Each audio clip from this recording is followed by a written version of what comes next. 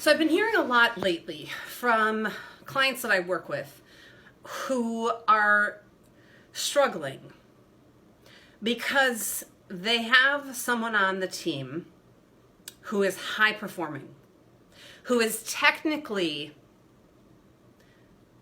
an expert at their job, whether it is an expert at sales or at marketing or an expert at doing surgeries, designing a new kitchen remodel, whatever it is that the person's expertise is, they excel at, but they are toxic on the team. They don't communicate well.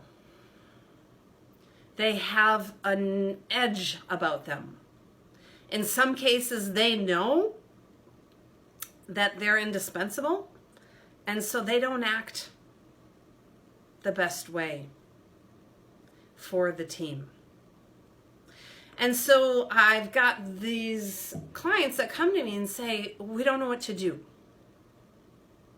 Well, I'm going to simplify it right now. And of course, it's not ever simple. It's complicated. It's hard. I get it. But I'm going to simplify it and say you basically have two options. It's really simple. You have someone on your team or in your organization who's toxic.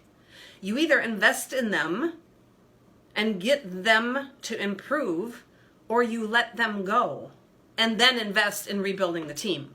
Because a lot of times when someone is not addressed and they are allowed to behave in a negative way for a long time, the morale on the team goes down. Frustration goes up. So option one, invest in that employee. What I hear most of the time is there's a fear, like, oh, we don't want to say something because they're a high performer and we don't want them to be upset because they might leave. Well, if you don't say something, not only will they not leave, they will stay and continue to spread this toxicity throughout the organization. I've seen it happen over and over again. So investing in them, what does that mean? Well, it could mean a number of things. It could mean giving them some specific leadership training. It could mean doing a 360, doing an assessment, giving them the opportunity to have feedback from their colleagues, their direct reports, their supervisors, their clients, so that they can see what their blind spots are. And then giving them some coaching, some support to change their behavior. I've come in to a lot of organizations and worked with individuals who are negative, who are toxic, who are technically experts at what they do, but don't realize and recognize the impact that they're having on the team. And sometimes the 360s are a Hogan, an electronic. It's all done by computer, and sometimes the 360s are in person, where I go in and interview each of these people and give them the chance to share confidentially what their frustrations are. And then I put together a feedback report and then coach the person to address the feedback. Second option, you let them go. A lot of times that option needs to come after you've tried investing in them and find in some cases, they improve and the whole morale goes up. In other cases, it doesn't work. I just had an organization I was working with this last month who made a tough decision to let somebody go. And it was the right decision for them because the person had become so toxic. So then if you do that, the next step is you have to invest in rebuilding the team, because chances are there is some frustration, some anger, emotions on all sides of the continuum, because chances are there are some people who were really in alliance with the person who was let go and they're feeling really bad. And then there's others who felt stepped on and feel like relief that they're gone, but it's left this void and you need to rebuild. And that's what we did at the one organization where they let somebody go. We came together and had a team retreat.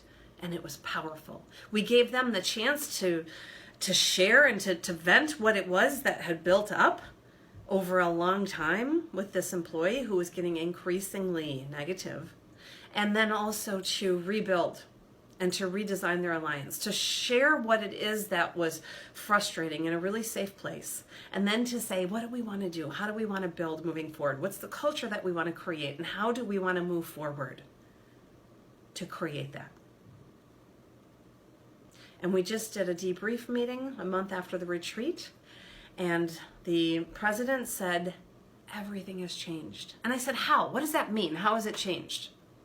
And he said at this last weekly meeting, there were several people who gave praise to their colleagues and said, I just want to acknowledge. And then they give examples of who they want to acknowledge and why. He said, that's never happened before. The meetings, everybody was walking on eggshells. He said, another example is that somebody raised their hand and said, hey, I don't know if you meant it that way, but I feel a little defensive with what you just said. Can you explain? And called it out in the moment, because that's what they designed that they wanted to do when things felt tense. Instead of letting it blow up, instead of letting it get out of proportion and having negativity rebuild. And the person who was called out said, oh my gosh, I had no idea that you took that defensively. That's not how I meant it. Let me clarify. And they addressed it in the moment, the president said. So, if you feel stuck, if you feel like all the options are gone, they're not. And if you need some support, reach out. I coach teams and organizations and executives all the time on exactly issues like this. Good luck to you. May you have the highest performing team ever. Take care. Thank you for joining me. I'm Darcy Loma, and I'll see you next week.